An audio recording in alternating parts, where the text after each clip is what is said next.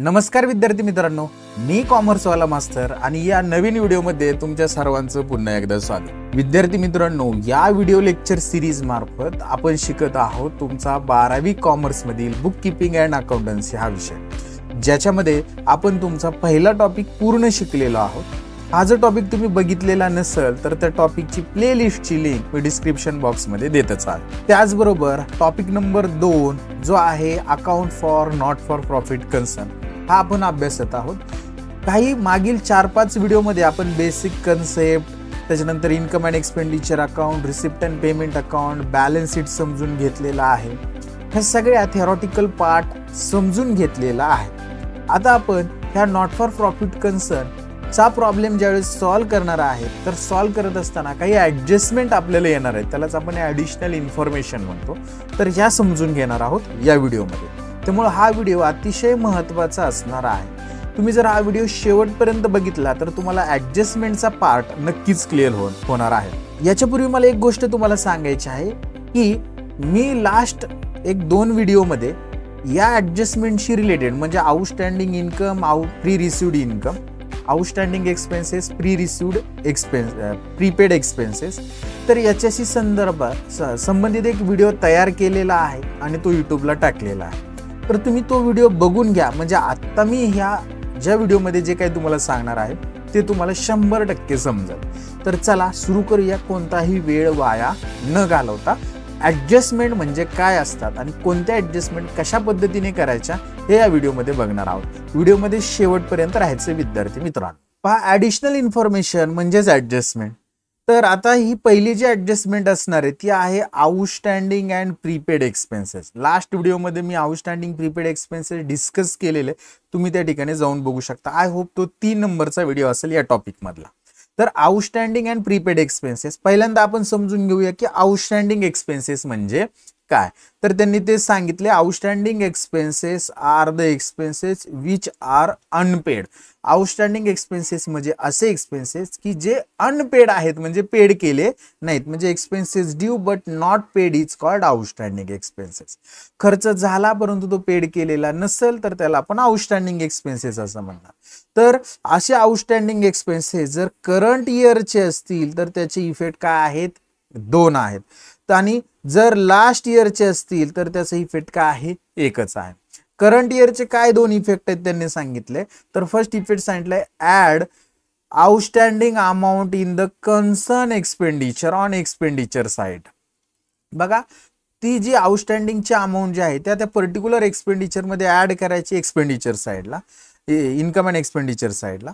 आणि दुसरा effect show करायचा outstanding expenses on liability side of balance sheet, balance शीटच्या लॅबिलिटी साइडला। म्हणजे करंट इयरचे 2 इफेक्ट त्या पर्टिक्युलर एक्सपेन्सेस मध्ये ऍड करणार आणि दुसरा इफेक्ट बॅलन्स शीटच्या लॅबिलिटीला शो करणार। नेक्स्ट, जर लास्ट इयरचे असतील तर एकच इफेक्ट असणार आहे। आपण काय करणार? लास्ट इयरचा आउटस्टँडिंग एक्सपेन्सेस त्या पर्टिक्युलर एक्सपेन्सेस मधून आपण लेस करणार आहोत। तर असे 2 इफेक्ट या आउटस्टँडिंग एक्सपेन्सेसचे होणार आहे। आता त्यांनी पुढे आपल्याला प्रीपेड एक्सपेन्सेस सांगितले। बघा, प्रीपेड एक्सपेन्सेस, तर प्रीपेड एक्सपेन्सेस म्हणजे काय ते फर्स्टली समजून घेऊया। Prepaid expenses are the expenses which are paid in advance, म्हणजे भविष्यातील खर्च आत्ताच पेड केला, म्हणजे expenses paid in advance is called prepaid expenses. I hope prepaid expenses clear. मग प्रीपेड एक्सपेन्सेस सुद्धा तुम्हाला करंट इयर आणि लास्ट इयरचे असू शकतात। जर करंट इयरचे असतील तर इफेक्ट 2 आणि लास्ट इयरचा असेल तर इफेक्ट एकच। त्यांनी आता आपल्या ठिकाणी करंट इयरचे इफेक्ट दिलेले आहेत। बघा, जर करंट इयर प्रीपेड असेल तर deduct the prepaid amount from the concern expenses, म्हणजे त्या पर्टिक्युलर एक्सपेन्सेस मधनं पहिला इफेक्ट काय आहे? लेस करायचा तो एक्सपेन्सेस मधून। आणि दुसरा effect on expenditure side of income and expenditure account. आणि दुसरा इफेक्ट त्यांनी सांगितलाय, show the prepaid expenses on asset side of balance sheet. दुसरा इफेक्ट कुठे दाखवायचा? बॅलन्स शीटच्या असेटला। हे 2 इफेक्ट। आणि जर लास्ट इयर प्रीपेड असतील तर आपण काय करणार? त्या पर्टिक्युलर एक्सपेन्सेस मध्ये ऍड करणार, त्या एक्सपेन्सेस मध्ये ऍड। तर हे प्रीपेड एक्सपेन्सेसची 2 नंबरची ॲडजस्टमेंट मी हे लास्ट व्हिडिओमध्ये डिस्कस केलेले। डिस्क्रिप्शन बॉक्समध्ये प्लेलिस्टची लिंक आहे, तिथे जाऊन तुम्ही 3 नंबरचा जर व्हिडिओ बघितला तर तुमच्या गोष्टी लक्षात येतील, किंवा 4 नंबरचा असेल। नेक्स्ट सुरुवातीलाच आहे. नेक्स्ट बघा ॲक्रूड इन्कम और आउटस्टँडिंग. आता एक्सपेन्सेसचं समजून घेतलं, आता इन्कमच्या बाबतीत ॲक्रूड किंवा आउटस्टँडिंग, ॲक्रूडलाच आपण आउटस्टँडिंग हा शब्द वापरतो. त्यांनी त्याचा अर्थ समजून सांगितलेला आहे. काय सांगितले बघा, the income which is earn during the year but it has not been receive during the year it is an outstanding income. म्हणजे इन्कम आपला या वर्षीचा आहे परंतु या वर्षी तो रिसिव्ह झाला नाही तर तो आउटस्टँडिंग इन्कम आहे. म्हणजे इन्कम झाला परंतु भेटला नाही त्याला आपण आउटस्टँडिंग इन्कम म्हणणार. मग याचा जर याचे सुद्धा दोन, एक म्हणजे करंट इयरचं दिलं असतील तर दोन इफेक्ट असणार आहेत आणि लास्ट इयरचा जर दिलेला असेल तर इफेक्ट काय असणार आहे, एकच असणार आहे. मग त्यांनी करंट इयरचे दोन इफेक्ट दिलेत बघा. Outstanding income is added in the concern income on income side on income and expenditure account of income and expenditure account. म्हणजे इन्कम अँड एक्सपेंडिचर अकाउंटच्या क्रेडिट साईडला तो इन्कम रेकॉर्ड केलेला असेल त्या इन्कम मध्ये आउटस्टँडिंग इन्कम आपण काय करणार, ऍड करणार. म्हणजे त्या पर्टिक्युलर इन्कम मध्ये आपल्याला पहिला इफेक्ट काय करायचा, ऍड करायचा त्या पर्टिक्युलर इन्कम मध्ये आणि तो भविष्यात भेटेल इन्कम म्हणून तो बॅलन्स शीटच्या असेटला शो करायचा. म्हणून दुसरा इफेक्ट त्यांनी सांगितले, outstanding income is shown on the asset side of balance sheet. आणि लास्ट इयर जर इन्कम असेल आउटस्टँडिंग तर तो त्या पर्टिक्युलर इन्कम मधून लेस करायचा, कारण की तो मागच्या वर्षीचा आहे, करंट इयरचा नाही आहे. पुढं इन्कम रिसिव्ड इन ऍडव्हान्स, त्यालाच आपण प्री रिसिव्ड इन्कम देखील म्हणतो. इन्कम रिसिव्ड इन ऍडव्हान्स म्हणजे pre received income. Sometime income is received during the year which is actually related to next year. म्हणजे पुढच्या वर्षीचा इन्कम याच वर्षी भेटला. It is and income received in advance किंवा income received but not earn. पैसे भेटले परंतु अजून इन्कम अर्न झालेला नाही. तर हा प्री रिसिव्ड इन्कम करंट इयरचा जर असेल तर त्याची इफेक्ट दोन असणार आहेत आणि जर समजा लास्ट इयरचा असेल तर इफेक्ट एकच असणार आहे. बघा यांनी करंट इयरचे दोन इफेक्ट दिलेले आहेत आपल्याला. काय सांगितले बघा, the amount of income received in advance is deduct from the concern income. म्हणजे इन्कम रिसिव्ड इन ऍडव्हान्स आपल्या या वर्षीचा इन्कम नाही तो पुढल्या वर्षीचा आहे म्हणून तो डिडक्ट करायचा कन्सर्न इन्कम मधून. इन्कम असतात इन्कम साइडला इन्कम अँड एक्सपेंडिचर अकाउंटच्या आणि शो करायचा ॲज अ लॅबिलिटी म्हणून बॅलन्स शीटच्या लॅबिलिटीला. म्हणजे दोन इफेक्ट काय, तर त्या पर्टिक्युलर इन्कम मधून आपण काय करणार, लेस करणार आणि शो करणार बॅलन्स शीटच्या लॅबिलिटी साइडला. आणि जर लास्ट इयर दिलेला असेल, लास्ट इयर प्री रिसिव्ड म्हणजे तो या वर्षीचा आहे, तर या वर्षीच्या इन्कम मध्ये तो काय करणार, ऍड करणार. लक्षात घ्या, मी सांगताना कन्फ्युजन होऊन देऊ नका. ही जी इन्फॉर्मेशन ही करंट इयरची सांगतोय आणि हे लास्ट इयरचा एकच इफेक्ट होतो. Next subscription received in advance and outstanding subscription. आता ही जी ऍडजस्टमेंट आहे ही IMP ऍडजस्टमेंट आहे. ही प्रत्येक प्रॉब्लेम मध्ये आणि परीक्षेमध्ये तुमच्या 100% तुम्हाला येणार सबस्क्रिप्शनचे. सबस्क्रिप्शन म्हणजे वर्गणी, ती वारंवार भेटते म्हणून त्याला सबस्क्रिप्शनला आपण रिव्हेन्यू रिसिप्ट म्हणणार. तर त्यांनी ते सांगितले, subscription is revenue income of not for profit concern. Subscription may be given periodically. Subscription हे पिरियडिकली म्हणजे हप्त्याने किंवा ठराविक कालावधीनंतर ते भेटत असतं. All member have to pay subscription regularly. सगळ्या मेंबरला सबस्क्रिप्शन रेग्युलरली पेड करावं लागते. It is credited on the income and expenditure account. मग हे सबस्क्रिप्शन इन्कम असल्यामुळं इन्कम अँड एक्सपेंडिचर अकाउंटच्या क्रेडिट साईडला, क्रेडिट साईड म्हणजे कोणती साईड आहे, ही इन्कम साईड आहे, इन्कम साईडला रेकॉर्ड करतो. मग आता आपल्याला सबस्क्रिप्शन क्लासिफाईड करायचं, आपल्याला काय समजून घ्यायचं की बाबा आपल्याला कोणतं सबस्क्रिप्शन दिलंय, कोणत्या वर्षाचं दिलंय. बघा त्यांनी सांगितले subscription of current year, subscription of current year received in the current year. याचा अर्थ काय होतो, याच वर्षीचं सबस्क्रिप्शन आहे आणि याच वर्षी भेटलं ते, म्हणजे ते आपण कुठं दाखवलं पाहिजे, आपल्या इन्कमला दाखवलं पाहिजे, म्हणजेच क्रेडिट साईडला दाखवलं पाहिजे इन्कम अँड एक्सपेंडिचरच्या. पुढं काय सांगितलंय, subscription of previous year received in current year. Previous इयरचं सबस्क्रिप्शन म्हणजे मागच्या वर्षीचं सबस्क्रिप्शन या वर्षी भेटलं म्हणजेच त्याला आउटस्टँडिंग सबस्क्रिप्शन लास्ट इयर म्हणणार आपण. तर आपला तो या वर्षीचा इन्कम नाही, तो आपण या वर्षीचा जर दिलेला असेल तर या वर्षीच्या सबस्क्रिप्शन मधून आपण लेस करणार. Next subscription of next year received in current year. पुढच्या वर्षीचं सबस्क्रिप्शन याच वर्षी भेटलं, याला आपण प्री रिसिव्ड सबस्क्रिप्शन म्हणणार. याला काय म्हणणार, प्री रिसिव्ड सबस्क्रिप्शन. म्हणजे हा प्री रिसिव्ड इन्कम आहे, हा कुठं दाखवला पाहिजे आपण? आपल्या बॅलन्स शीटच्या लायबिलिटीला दाखवला पाहिजे. Then next, subscription on current year is outstanding, म्हणजे सबस्क्रिप्शन करंट इयरच भेटायचं राहिले. मग भेटायचं राहिले म्हटल्यानंतर आपण काय करतो, तेवढं त्या सबस्क्रिप्शन मध्ये ऍड करणार, भविष्यात भेटायचं ते बॅलन्स शीटच्या असेटला लिहिणार, आउटस्टँडिंग इन्कम सारखी इफेक्ट. तर अशा पद्धतीने त्याच्या 4 भागांमध्ये आपण काय केलंय, डिवायडेशन केलेलं आहे. घाबरून जायचं कारण नाही. या व्हिडिओ नंतर मी एक स्पेशल व्हिडिओ ऍडजस्टमेंटवरच टाकणार आहे, जी माझ्या पद्धतीने मी थेरी आणि ऍडजस्टमेंटचे इफेक्ट तयार केलेले आहेत, त्याच्यावर मी एक स्पेशल व्हिडिओ बनवणार आहे. तो व्हिडिओ तुम्ही बघितल्यानंतर तुम्हाला 100% हे सगळे ऍडजस्टमेंट क्लिअर होणार आहेत. मी एक व्हिडिओ त्याच्यासाठी स्पेशल ठेवलेला आहे. पुढे बघा, डेप्रिशिएशन आपल्याला सांगायची गरज नाही, आपण पार्टनरशिप फायनल अकाउंट शिकताना डेप्रिशिएशन समजून घेतलेले. For this referrer illustration number 3, म्हणजे त्यांनी भविष्यात पुढे जाऊन जे एक्झाम्पल नंबर 3 दिले त्याच्यामध्ये डेप्रिशिएशन दिलेले. Depreciation is nominal account. मग हे डेप्रिशिएशन आपण काय करतो, डेबिट साईडला लिहिणार इन्कम अँड एक्सपेंडिचर अकाउंटच्या, इन्कम अँड एक्सपेंडिचर अकाउंटच्या डेबिट साईडला डेप्रिशिएशन लिहिणार, आणि depreciation deduct from the concern asset on balance sheet asset side, म्हणजे बॅलन्स शीटला जे असेट आहे, ज्या असेटवर डेप्रिशिएशन आहे तिथून लेस करून ते इन्कम अँड एक्सपेंडिचर अकाउंटच्या डेबिट साईडला लिहिणार. डेबिट साईडला म्हणजेच एक्सपेंडिचर साईडला लिहिणार. जसं आपण प्रॉफिट अँड लॉस अकाउंटच्या डेबिटला लिहायचो, प्रॉफिट अँड लॉसची डेबिट सुद्धा एक्सपेन्सेस होती, फक्त इथं पर्टिक्युलरली एक्सपेंडिचर असं म्हटलेलं त्यांनी. त्याच्यानंतर नंबर 7 ची ऍडजस्टमेंट आहे कॅपिटलायझेशन ऑफ एंट्रन्स फी, म्हणजे आपल्याकडे जे रिसिप्ट येणार आहे त्याचं कॅपिटलायझेशन करणे. म्हणजे काय, ते जे पैसे भेटलेले आहेत ॲज अ एंट्रन्स फी म्हणून, ते पैसे आपण कन्वर्ट करणार कॅपिटल फंड मध्ये, आणि ही कन्वर्टची जी प्रोसिजर आहे त्याला आपण कॅपिटलायझेशन ऑफ एंट्रन्स फी म्हणणार. तर त्यांनी तेच सांगितलेलं बघा या ठिकाणी. काय सांगितलं, entrance fee are the fee paid by the person who intend to become a member of the organization किंवा कन्सर्न. एंट्रन्स फी कोणाकडून भेटती, ज्याला त्या नॉट फॉर प्रॉफिट कन्सर्नचा मेंबर व्हायचंय तो एंट्रन्स फी देतो, एंटर करण्यासाठी जी फी असेल त्याला एंट्रन्स फी म्हणतात. Generally entrance fee treated as अ capital receipt oblique revenue receipt किंवा इन्कम म्हणून देखील, म्हणजे याच्यावर ऍडजस्टमेंट असतेच.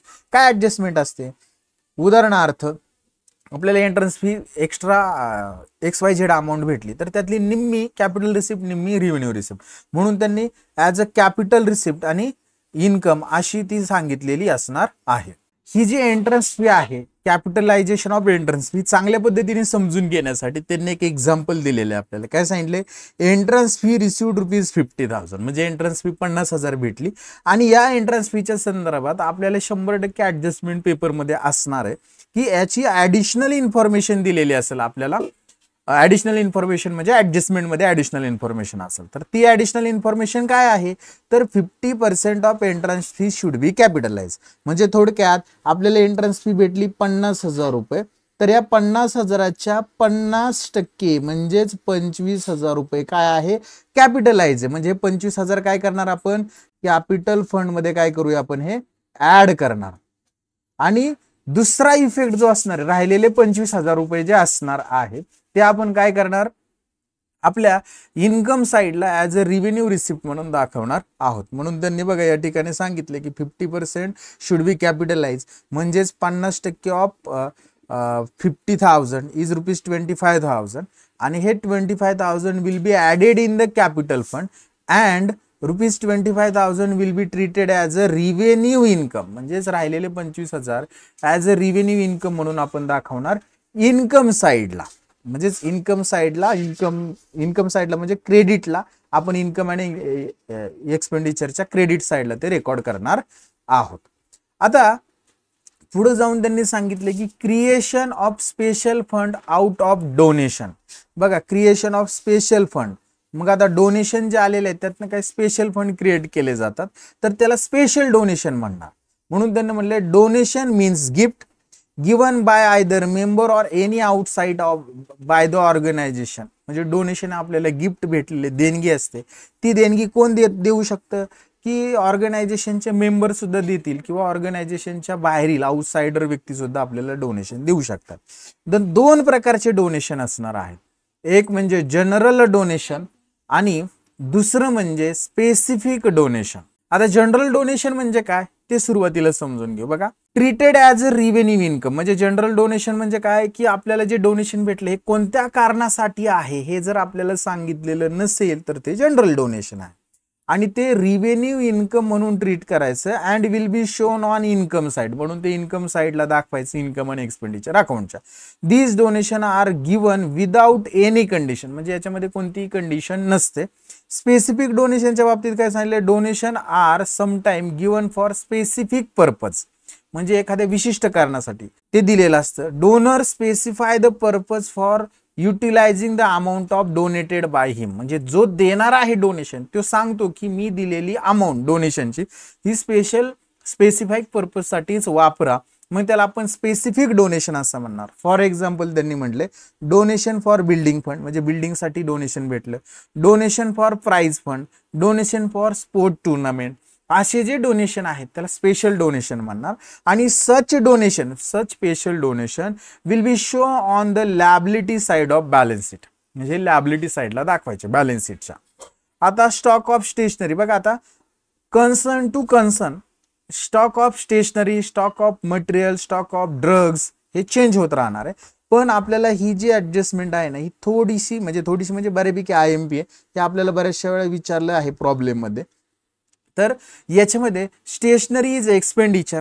मग हा एक्सपेंडिचर किती झाला हे आपल्याला शोधण्यासाठी आपल्याला मटेरियल कंझ्युमची ऍडजस्टमेंट करावी लागते. इट इज कंझ्युमेबल आयटम, म्हणजे आपण हा उपभोग घेणारा आयटम असल्यामुळे it may be calculate as under, खालील प्रमाणे कॅल्क्युलेट करावा लागणार आहे.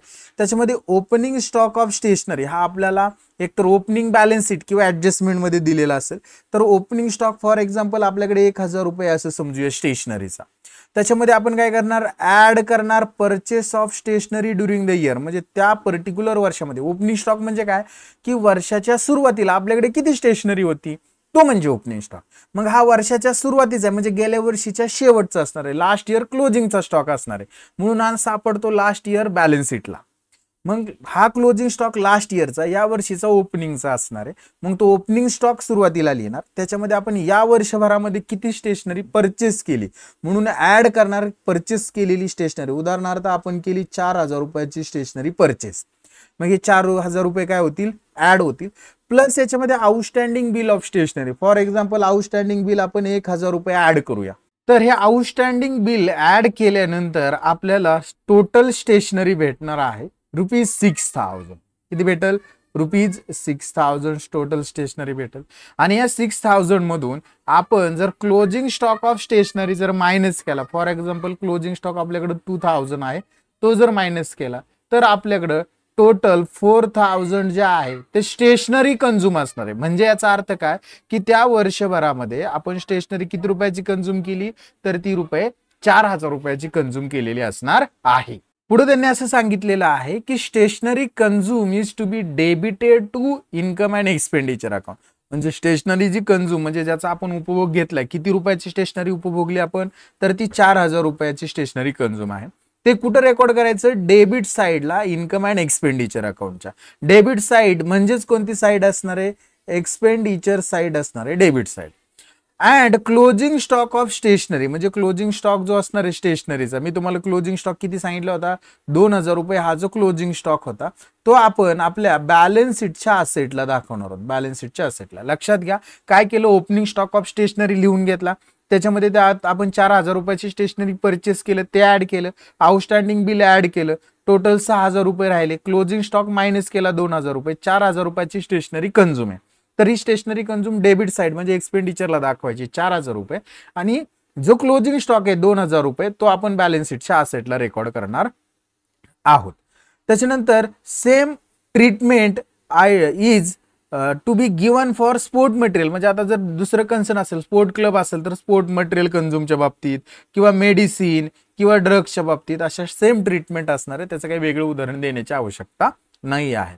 नेक्स्ट ऍडजस्टमेंट आहे opening balances of asset and liabilities किंवा ओपनिंग बॅलन्स शीट. बघा आपल्याला काय होतं कधी कधी की कॅपिटल फंड दिलेला नसतो, मग आपल्याला ओपनिंग बॅलन्सेस दिलेले असतात असेट अँड लायबिलिटीचे आणि याच्यावरून आपल्याला कॅपिटल फंड कॅल्क्युलेट करावा लागतो. म्हणजे ओपनिंग बॅलन्स शीट तयार करावी लागते आणि मग त्या बॅलन्स शीटला आपण ओपनिंगचे असेट ओपनिंगच्या लायबिलिटी लिहिणार आणि जे काही बॅलन्सिंग फिगर राहील लायबिलिटी साईडला ती कॅपिटल फंड म्हणून कन्सिडर करणार. तर त्यांनी ते सांगितले at the beginning of accounting year the account of asset and liability show balances, म्हणजे असेट अँड लायबिलिटीचे बॅलन्सेस शो केलेले असतील with the opening balance sheet is prepared. मग ओपनिंग बॅलन्स दिलेले असतील तर ओपनिंग बॅलन्स शीट बनवावे लागेल. While preparing final account of the concern these balances are properly taken into account. Capital fund बघा, आता हा आपल्याला कॅपिटल फंड दिलेला असतो. Capital fund should be represented the liability side of balance sheet. म्हणजे थोडक्यात काय की आपल्याला ओपनिंग बॅलन्सेस दिलेले असतील असेट अँड लायबिलिटीचे, ते आपण ओपनिंग बॅलन्स शीट बनवणार. असेटला असेट लिहिणार, लायबिलिटीला लायबिलिटी लिहिणार आणि ते क्लोज केल्यानंतर लायबिलिटी साइडला जो डिफरन्स भेटेल तो कॅपिटल फंड म्हणून आपण दाखवणार आणि हा कॅपिटल फंड आपल्या बॅलन्स शीटच्या लायबिलिटी साइडला दाखवायचा. आता इम्पॉर्टंट टर्मच्या बाबतीत बघा, एंट्रन्स फी आपण समजून घेतलेली आहे की पार्टनर्स म्हणतो मेंबरला, जर एखाद्या व्यक्तीला जर पार्टनर नॉट फॉर प्रॉफिट कन्सर्नचा मेंबर व्हायचा असेल, एंटर करायचं असेल तर त्याला ती एंट्रन्स फी पेड करावी लागते. हे पॉईंट नंबर 7 मध्ये मी तुम्हाला समजून सांगितले. सबस्क्रिप्शन देखील आपण समजून घेतलेलं आहे. लेगसीज, आता लेगसीज सेम ॲज अ डोनेशन. लेगसीज म्हणजे काय तर ते समजून घ्या. एखाद्या व्यक्तीचा मृत्यू झाला आणि त्या मृत्यू झाल्यानंतर त्यांनी त्याचं मृत्यूपत्र बनवलेलं असेल, मृत्यूपत्रानुसार त्यांनी आपली संपत्ती जर चॅरिटेबल ट्रस्ट किंवा नॉट फॉर प्रॉफिट ऑर्गनायझेशनला दान केलेली असेल तर त्याला आपण लेगसीज असं म्हणणार. मग या लेगसीजच्या संदर्भात काय सांगितलेले ते बघूया. काय सांगितले तर legacies means gift received under the will on the death of a donor. म्हणजे जो काही संपत्ती दान करणार आहे त्याने गिफ्ट केलेली, देणगी केलेली, पण कधी त्याच्या डेथ नंतर, म्हणजे त्याच्या मृत्यूनंतर. तो जिवंत असताना जर त्यांनी देणगी दिली तर त्याला डोनेशन म्हणणार आणि त्यांनी त्याच्या मृत्यूपत्रात लिहून ठेवलं की माझ्या संपत्तीपैकी 50% संपत्ती मी मेल्यानंतर वृद्धाश्रमाला देण्यात यावी. मेल्यानंतर मृत्यूपत्रानुसार त्या वृद्धाश्रमाला भेटणारी जी संपत्ती असेल, जी देणगी असेल, त्याला आपण लेगसीज असं म्हणणार. दिस गिफ्ट मे बी जनरल और स्पेशल पर्पज. जसं डोनेशन मी सांगितलं तुम्हाला, स्पेशल डोनेशन असू शकतं किंवा जनरल डोनेशन. जनरल डोनेशन असेल तर इन्कम, तसंच लेगसी सुद्धा जनरल असेल तर तो इन्कम म्हणून ट्रीट करायची आणि स्पेशल म्हणजे त्याने मृत्यूपत्रात सांगितलं की माझ्या संपत्तीपैकी एवढा हिस्सा वृद्धाश्रमाची बिल्डिंग बांधण्यासाठी देण्यात यावा. म्हणजे त्यांनी जी संपत्ती दान केली ती बिल्डिंग बांधण्यासाठी केली, म्हणजे स्पेसिफिक पर्पजसाठी दान केली, त्याला आपण स्पेशल पर्पज किंवा स्पेशल गिफ्ट असं म्हणणार. हा जी लेगसीज असणार आहे जे मृत्यूपत्रानुसार भेटलेले, ही लायबिलिटी म्हणून ट्रीट करायची. म्हणून त्यांनी सांगितले की जनरल गिफ्ट म्हणजे जनरल लेगसी मध्ये काय सांगितले, रिव्हेन्यू इन्कम विच इज हे जे आहे जनरल गिफ्ट ते रिव्हेन्यू इन्कम आहे which is credited on income side of income and expenditure account, म्हणून ते इन्कमला दाखवायचं. स्पेशल पर्पज साठी जर लेगसी म्हणजे गिफ्ट भेटलं, it is special capital receipt, it should be shown on the liability side of balance sheet. Balance शीटच्या liability साइडला show करायचं. त्यांनी नेक्स्ट सांगितले लाईफ मेंबरशिप फी.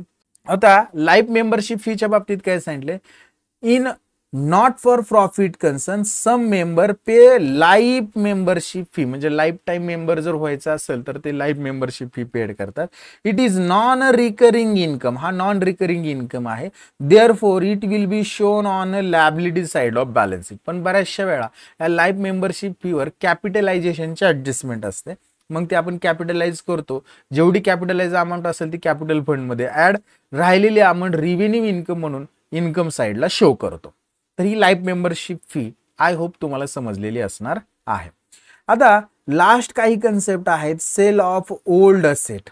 आता बघा आपल्याकडे नॉट फॉर प्रॉफिट कन्सर्न काही जुन्या असेट असतात. मग मी समजून सांगायचं असताना उदाहरणार्थ 10,000 रुपयाची जुनी असेट आहे, ही जर आपण सेल केली म्हणजे विकली जर 8,000 रुपयाला, तर आपल्याला याच्यामध्ये काय झाला, 2,000 रुपये काय झाला, लॉस झाला. काय झाला, लॉस. तर आता लक्षात घ्या की हा 2,000 लॉस जो आहे तो एक्सपेंडिचरला दाखवायचा. 8,000 रुपये आपल्याकडे कॅश आली, कॅशला दाखवणार आणि 10,000 रुपये त्या पर्टिक्युलर असेट मधून आपण काय करणार, लेस करणार. याचे उलट कन्सेप्ट असू शकते का, हो सर असू शकते. काय, उदाहरणार्थ 10,000 रुपयाची असेट आहे, ती विकली आपण 12,000 रुपयाला, आपल्याला 2,000 रुपये काय झाला, प्रॉफिट झाला, हा प्रॉफिट आपण इन्कमला दाखवणार 2000 रुपये. 12,000 रुपये आपल्या रिसिप्ट अँड पेमेंट म्हणजे कॅश म्हणून दिसणार आहेत आणि 10,000 रुपये आपण त्या पर्टिक्युलर असेट मधून लेस करणार. आणि त्यांनी हेच या 4-5 लाईन मध्ये समजून सांगितलेले. काय सांगितले ते समजून घेऊया. बघा काय सांगितले, when any asset become a absolute or useless for the concern, म्हणजे एखादी असेट ॲब्सोल्यूट तिचा वापर केला, संपूर्ण वापर केला किंवा युजलेस खूप जुनी झालेली, इट इज सोल्ड आउट, मग ती काय केली जाते, विकली जाते. Amount realise on it is and capital receipt, हे आपलं काय असतं, capital receipt. The book value of sale of such asset is deduct from the concern asset. मी बघा तुम्हाला काय सांगितलं की 10,000 रुपयाची असेट विकली तर हे 10,000 रुपये काय करणार, त्या कन्सर्न असेट मधनं लेस करणार, मग deduct from the concern asset. The difference between the book value and realisable value either profit or loss on sale of asset. तो जो डिफरन्स आहे बघा, 10,000ची असेट 8,000ला विकली, डिफरन्स किती, 2,000, हा काय आहे, लॉस आहे. आणि पहिल्या एक्झाम्पल मध्ये काय सांगितलं, 10,000ची असेट कितीला विकली, 12,000ला विकली, डिफरन्स किती, 2,000, हा काय आहे, प्रॉफिट आहे. मग प्रॉफिट इन्कमला लिहिणार आणि लॉस कुठं दाखवणार, एक्सपेंडिचरला. आणि तेच त्यांनी सांगितलं की तो प्रॉफिट असू शकतो किंवा लॉस असू शकतो, sale on asset.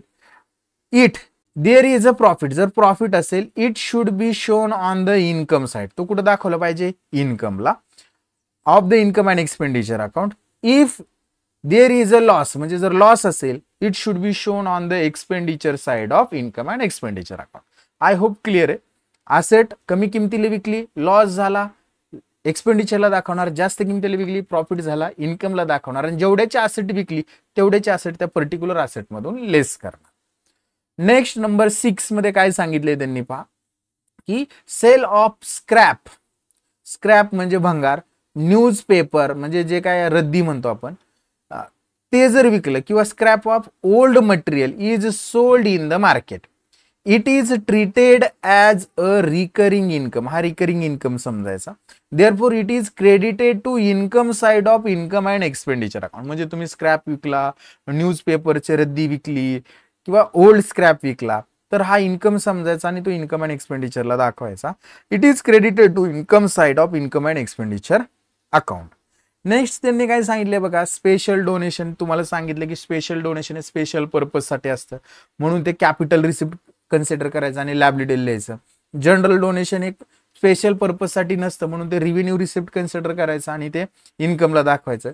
Specific fund हे सुद्धा मी तुम्हाला सांगितलं, fund, prize fund, building fund, endorsement fund, या सगळ्या. आता इथे जो आहे तो एंडोर्समेंट फंडच्या संदर्भात जी इन्फॉर्मेशन आहे ती वाचू म्हणजे आपली थेअरी संपणार आहे. काय सांगितले तर ते बघा, if is a fund create out of specific amount embark gift or donate, the income of these fund is specific income, it is shown on the liability side of balance sheet.